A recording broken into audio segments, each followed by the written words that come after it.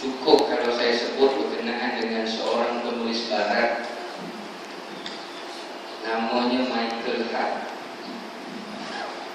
Dia tulis satu buku. Buku ni kalau tak betul cara sebutnya mesti tak diperhati boleh dulu. Ada cikgu bahasa Inggeris.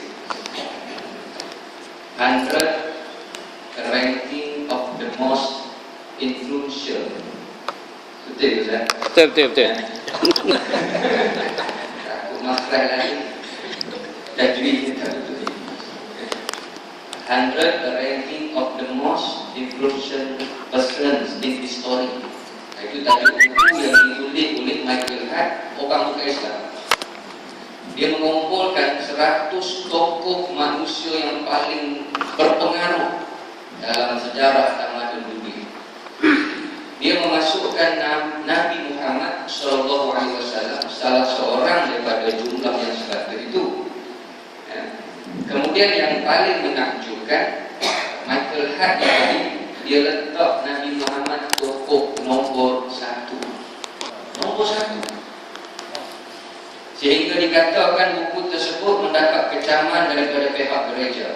Pihak gereja Sound atau memberi nasihat kepada Michael Hart ini, dia kata, kamu kalau nak masuk nama Muhammad dalam 100 senarai itu tak ada masalah. Yang masalahnya kenapa kamu letak Muhammad nombor 1. Tapi Michael Hart ni dia mempertahankan pendirian. Dia kata tak upaya. Sememangnya setelah dikaji, ditelaah, dibaca, dipelik, sirah-sirah perjalanan, sumbangan-sumbangan Muhammad, memang dialah manusia yang paling layak dinobatkan tokoh terhebat di kalangan yang terhebat. Jadi maknanya apa tuan-tuan?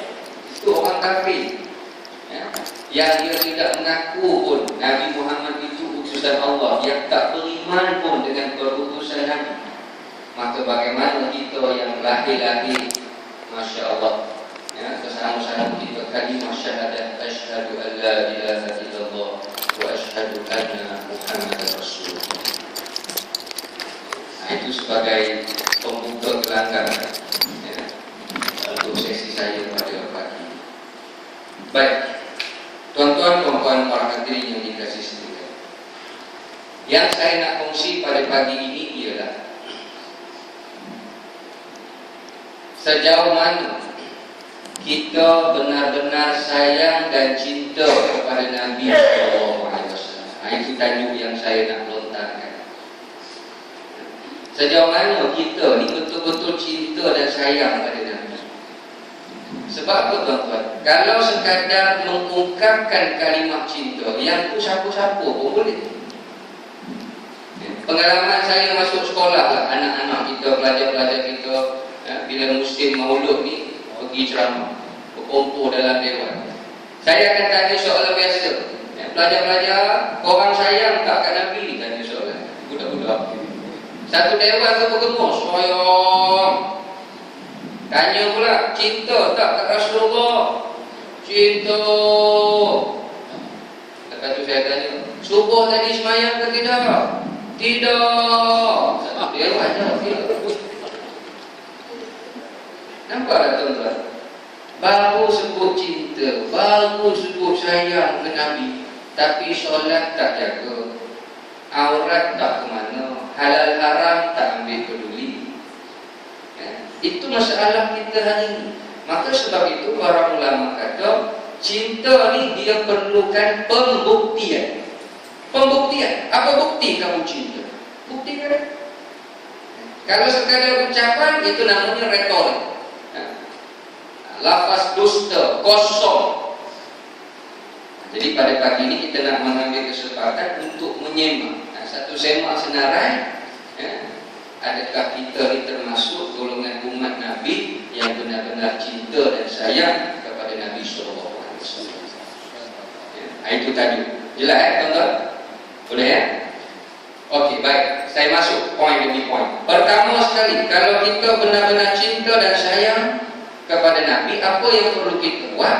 Yang paling simple sekali tuan-tuan, kita mulakan dengan membaca sirah hidup Nabi SAW. Membaca.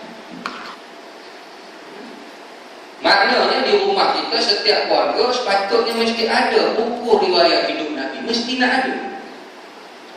Saya tak kata hukumnya wajib ke tak. Tapi cuba bayangkan kalau dalam rumah kita ada majalah itu, majalah ini.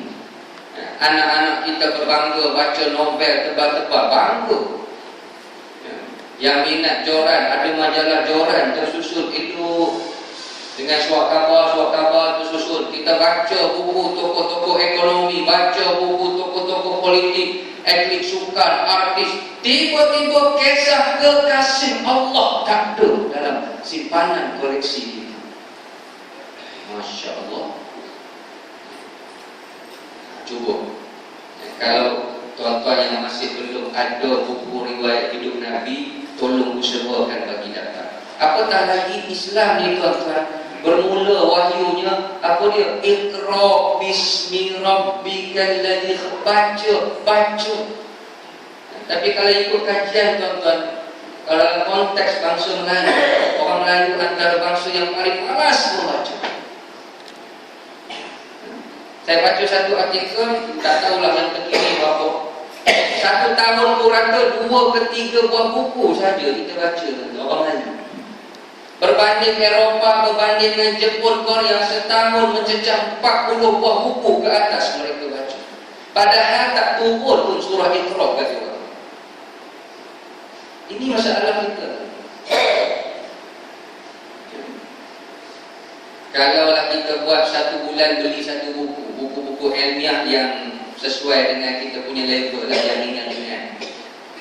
1 bulan 1 buku, 1 tahun ada 12 buah buku, 5 tahun kita ada mini library kat rumah kita. Kita hidupkan budaya Iqra. Itu sepatut. Almari rumah kita dekat ruang tamu tuan-tuan, penuh buku ke penuh dengan pinggan buku? Peret, kakopan, budaya kita. Apatah lagi kita membaca kisah Rasulullah SAW, kisah para nabi, kisah para sahabat, kisah pejuang-pejuang Islam. Ini.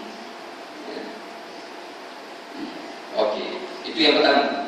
Yang kedua, kalau kita cinta dan sayang kepada Nabi, apa yang perlu kita buat? Ini selalu disebut tuan-tuan, saya ingat, yaitu memperbanyakkan selawat.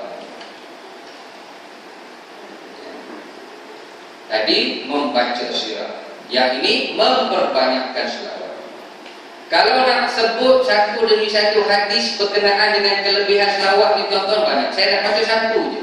Antaranya Nabi sebut, Nabi bersabda, "Aulan nasibi yaumal qiyamah aktsaruhum alayya salatan," atau kama qala. Orang yang paling aula untuk aku beri layanan di akhirat nanti adalah mereka yang paling banyak berselawat ke atas aku. Pada masyarakat tuan-tuan, bukan apa ini jumlahnya. Bukan seramai penduduk Malaysia, bukan seramai penduduk negeri Perak, bukan seramai penduduk negara Malaysia. Seluruh manusia daripada Nabi Adam sehingga seakhir-akhir manusia akan berhimpun di satu tempat. Kalaulah kita buat andaian nak jumpa Nabi ni kena ambil nombor giliran ya tuan-tuan, macam sekarang kita masuk pejabat pos, tekan mesin tu, okey, dapat nombor giliran. Anda akan dilayan sebentar lagi. Kita tengok ada 20 orang lagi, lebih lama. Kalaulah di pada masyarakat kita perlu mengambil nombor giliran, siapa dulu siapa kemudian, nombor gilirannya adalah berpandukan siapa paling banyak selawat, dia duduk depan, di awal. Nabi akan beri layanan keutamaan. Siapa paling banyak tak selawat, duduk dalam belakang. Macam mana tuan-tuan? Kalau rasa nak duduk depan, nak dapat layanan awal, rajin-rajin ke lidah kita selawat ke atas Nabi sallallahu alaihi wasallam. Tampak kaum ibu ya, sambil masak nasi ya, ramai-ramai nasi itu selawat ya, masak apa saja selawat, basuh sayur selawat ya, pancuh kopi teh petang-petang selawat. Bobok air dalam peti air, kita isi air, selawat dekat air. Baca surah Toha, baca Ayatul Kursi, minta anak-anak lembut hati misalnya. Ibu, Masya Allah, barakah. Sebab itu ulama kata, bukankah apabila kita menyintai seseorang, kita akan sebut nama orang itu berulang-ulang kali, cinta, angau. Cuba kenang balik nostalgia zaman-zaman bercinta dulu, tuan-tuan, macam mana rupanya. Tidur tak lena, mandi tak basah, belok tak basuh. Sampai apa itu jadi? Ya Allah, buruknya apa? Terkenal sebut nama PA. Duk sebut nama cinta. Sampai dikatakan tak dapat tengok orang, tengok hubung rumah pun jadi. Masya Allah. Maka begitulah kita cinta dan rindu kepada Nabi, sebutlah selalu Allahumma salli ala Sayyidina Muhammad wa ala ali Sayyidina Muhammad. Habis. Yang ketiga, kalau kita cinta kepada Nabi, sayang kepada Nabi, apa yang perlu kita buat? Kita hendaklah cuba, saya kata cuba menghafal hadis-hadis Nabi. Tuan-tuan, saya susun semua huruf M kat depan, Malaysia. Nanti kita akan dapat satu formula untuk dijadikan sebagai semak senarai. Menghafal hadis. Makin senang ke makin susah? Nampak macam makin susah? Ya, betul. Tapi sebab tu saya kata, tajuknya cinta. Cinta ni tuan-tuan, penangan cinta ni tak ada yang susah. Tu nak kata. Betul tak? Orang yang gemaruk cinta, mana ada istilah susah? Susah tu atas kertas je. Sebab tu kata-kata keramat orang tu cinta disebut apa? Lautan api sanggup kurenangi, gunung dan lurak sanggup kudaki. Nak menunjukkan apa? Cinta punya pasal sanggup. Sebab tu saya yakin tuan-tuan tak akan beralasan susah lah Ustaz, macam mana nak sampai hadis. No, atas nama cinta tak ada yang susah. Sebab tu hari ni kita boleh semak, kita ni peminat Nabi yang biasa-biasa ke peminat fanatik Nabi? Anak-anak muda yang ingat satu artis, cuba tuan-tuan tengok. Dulu di dalam metro, saya tak ingat caranya. Metro, muka surat depan, anak-anak muda, budak lelaki, habis duit ribu-ribu ringgit buat pembedahan muka. Tuan-tuan, baca tak? Kenapa buat pembedahan muka? Nak dapat muka macam artis K-pop. Punya gila dekat artis K-pop, buat pembedahan muka nak macam artis K-pop tu. Habis ribu-ribu ringgit. Punya fanatik. Kita sebab tu syair Arab sebut man ahabba syai'an fa huwa abdu. Barang siapa cinta kepada sesuatu, dia akan menjadi hamba kepada sesuatu ini. Dia akan suka, dia akan habis masa, dia akan sebut nama, dia belik, dia tiru, dia buat. Dan cuba kita umpamakan hadis Nabi ni umpama lirik lagu. Senang cerita tu. Umpama lirik lagu. Kita minat satu artis, kita akan hafal lagu artis tu. Tuan-tuan yang membesar zaman 60-an, cara 60-an. Yang membesar zaman Hel Amir dengan Puji Rashid, cara Hel Amir Puji Rashid. Yang membesar zaman Helicat. Saya membesar zaman 90-an, zaman rock kapok. Membesar dengan Emisers, Awiwi. Oh, itu semua masa tu fardu ain tu. Wajib tahu. Hafal tu. Ada satu lagu lama. Nanti saya nak nyanyi sikit dulu. Nak membangkitkan nostalgia perempuan. Nun bulan ditutup awan, terkenang hati bertambah rawan. Lagu siapa tu makcik-makcik lah? Lagu apa? Tak tahu. Makcik fikir dia buka jamin. Malu Ustaz orang ni. Lagu Rocky Ahwanda, bulan ditutup awan. Zaman 60-an, ayo budak lagi ni. Tapi lagu tu dipopularkan semula oleh artis baru namanya Yuna. Anak-anak kita kenal lah Yuna lah, Kaya Yuna lah macam-macam. Nina, apa? Maka kita bertanya, berapa buah hadis yang kita dah hafal, tuan-tuan?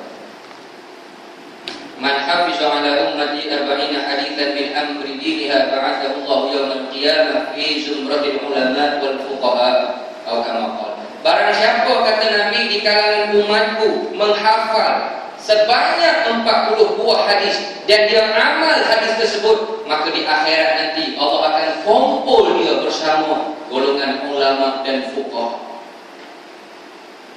Cuba jadikan hadis ini sebagai motivasi.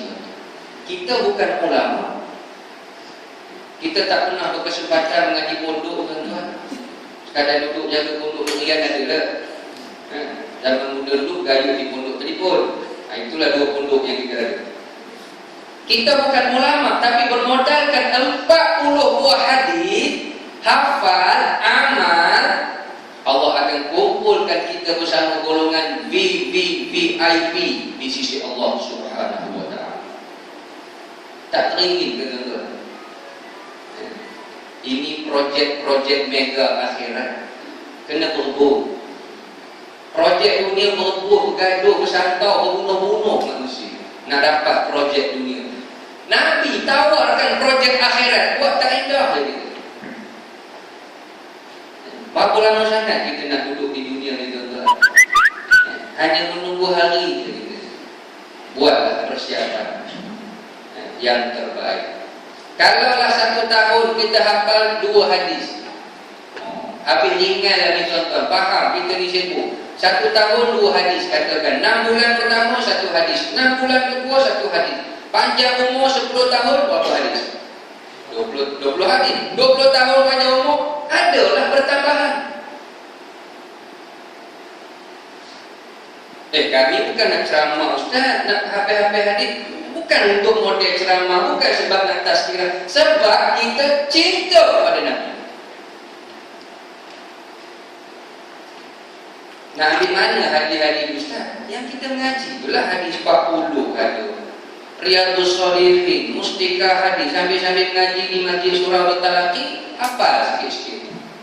La yu'minu ahadukum hatta yuhibba li akhi ma yuhibbu li nafsi. Jadi tidak beriman, tak sempurna iman di kalangan kamu sehingga mana dia mencintai saudaranya sebagaimana dia mencintai dirinya sendiri. Dapat satu hadis, innamal a'malu binniyat, tu mula-mula tu dalam matan arba'in tu. Wa innamal likulli imri'in ma nawa. Apa? 1 tahun 2 cukup. Sebab nak bahagia lagi dengan surah-surah pilihan pun nak dihafal juga. Susun elok-elok kita punya jadual ibadat kita, pengisian ibadat. Ini namanya kita merancang masa depan akhir. Jangan sibuk merancang ke dunia sahaja. Merancang apa yang kita nak tempuh selepas mati. Jadi cuba usahakan, kalau kita betul-betul cinta dan sayang kepada Nabi Sallallahu Alaihi Wasallam. Okey, habis. Berapa dah tuan-tuan poinnya? 3. Berapa? 3. Saya tanya tu bukan aku nak tengok tuan-tuan tidur ke tidak. Boleh sebut 3 tu betul ke? Tapi kalau kuliah dengan saya, kalau tuan-tuan rasa ngantuk, nak tidur, nak terlelap, tak ada masalah, silakan. Saya tak marah. Kalau setengah-setengah ustaz yang garang di Jerukah, Syekh Nuruddin Al-Banjari lagi pantas, saya tak tahu sporty. Kalau rasa nak terlelap, malu, nak letih, macam-macam dia kan. Cuma tuan-tuan kalau ikut kajian, orang yang mudah tidur dalam majlis ilmu, yang suka tidur dalam majlis-majlis ceramah ni, ikut kajian, mereka adalah golongan yang pendek umur. Jadi kalau rasa nak tidur, sila. Saya tak marah. Itu je. Kajian mana tu? Kajian saya sendiri. Bubur je.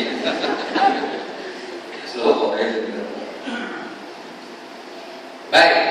Yang keempat, kalau kita cinta dan sayang kepada Nabi, apa yang perlu kita buat? Tak lain dan tak bukan, kita kena berusaha mencontohi Nabi. Ini selalu sebut. Dan ini yang banyak ditekan dalam sesi ceramah mahur. Ya. Mana-mana untuk guru ustaz pun akan bawa ayat laqad kana lakum fi rasulillahi uswatun hasanah. Surah apa? Duduk dalam surah apa? Kita tahu kan? Kita kadang-kadang terlebih pandang. Kita tak fokus. Ya. Surah Al-Ahzab ayat 21. Demi sesungguhnya pada diri Rasulullah itu terdapat contoh yang terbaik.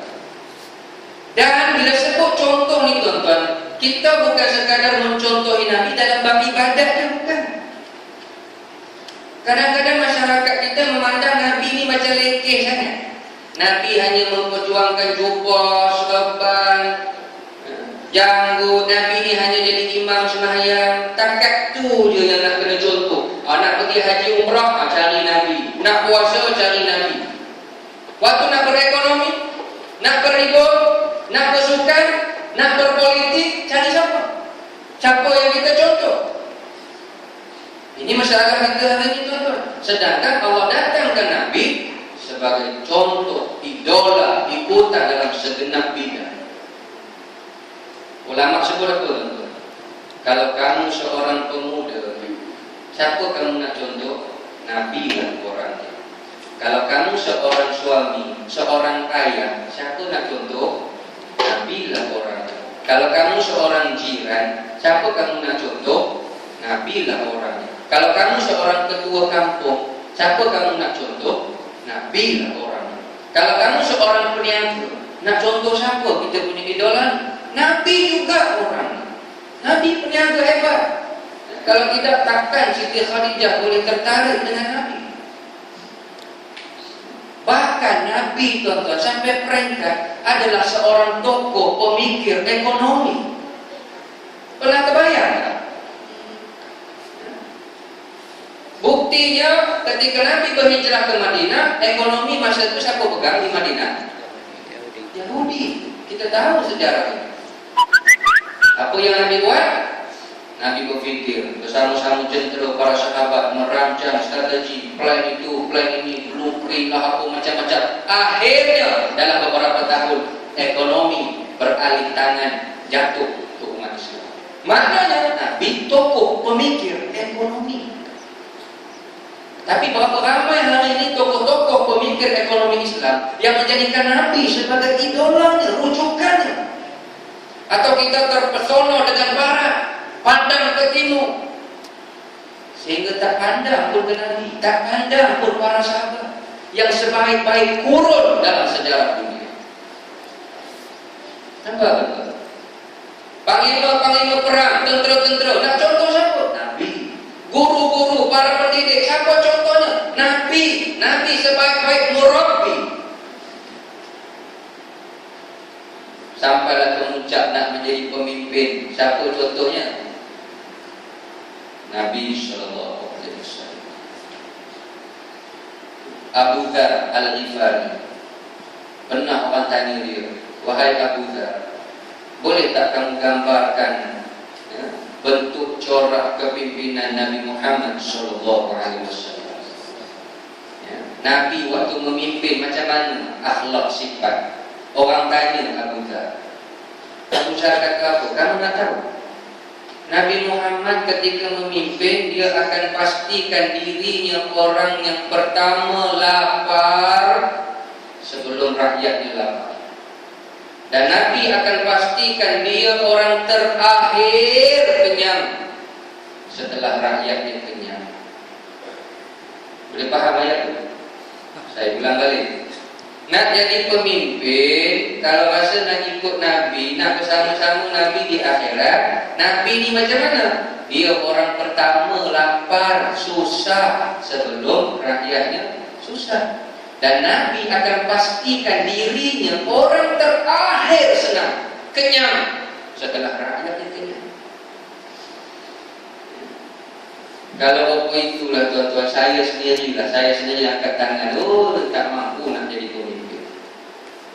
Kita kadang-kadang berebut-rebut. Kalau tak mampu nak buat yang macam mana Nabi buat, tolong batalkan hasrat untuk jadi pemimpin.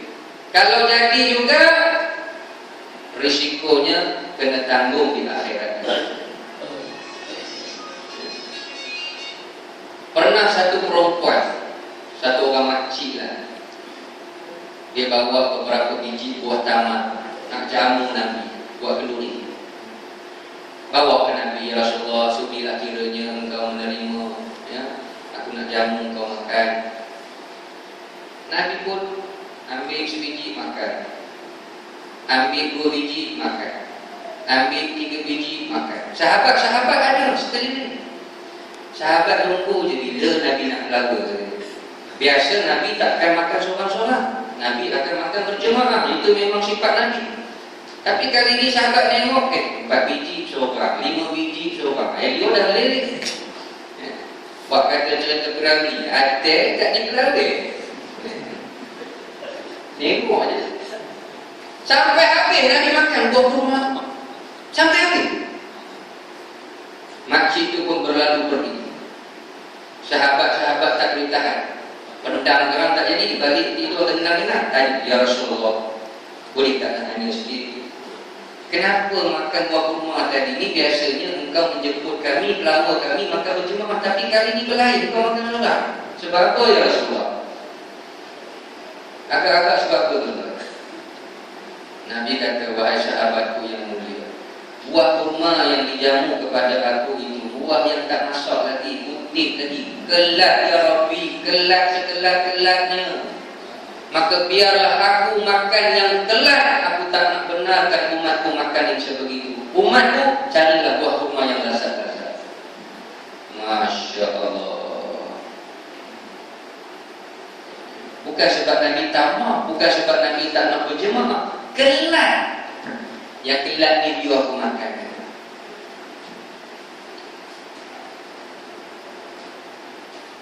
Sebab tu kita kena kembali. Maulid Rasul ni bukan sekadar satu sambutan tahunan, bukan sekadar rutin tahunan, tapi ada sesuatu yang kita nak kena rasa.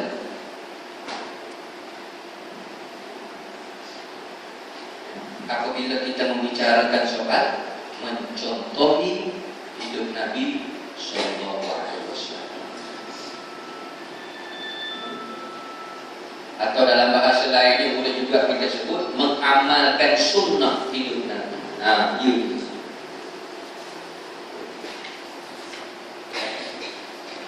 Baik. Habis. Yang ke apa? Bagus, boleh. Yang kelima, kalau kita benar-benar cinta dan sayang, kita hendaklah mendengar arahan Nabi Sallallahu Alaihi Wasallam. Yang ini semua kategori berat. Mendengar arahan, dan ini yang paling penting. Ma nahaitukum anhu fajtanibu wa ma amartukum bihi fatu minhu mastata'tum atau kama qala rawahu Syaitan. Nabi kata apa sahaja yang aku larang, aku kata tak boleh buat, jangan mandai-mandai. Apa sahaja yang aku suruh laksanakan, buatlah sedaya upaya. Nampak tak? Kita yang pernah bekerja kerajaan atau yang pencen kerajaan, tuan-tuan, dalam bahasa mudah yang saya sebut, apabila dikeluarkan satu pekeliling, surat pekeliling, kita orang bawahan staf-staf kaki tangan ni kena ikut yang menurut perintah. Hari Khamis kena pakai baju batik. Sebab apa? Dah keluar pekeliling, kita pun bersesok cari baju batik. Tak apa. Tapi saya nak tanya tuan-tuan, bukankah Nabi telah mengeluarkan pekeliling etika bagaimana sepatutnya kita berpakaian, lakinya, perempuannya? Tapi berapa ramai orang yang mengendahkan pekeliling Rasulullah Sallallahu Alaihi Wasallam. Kenapa masih ada yang menegakkan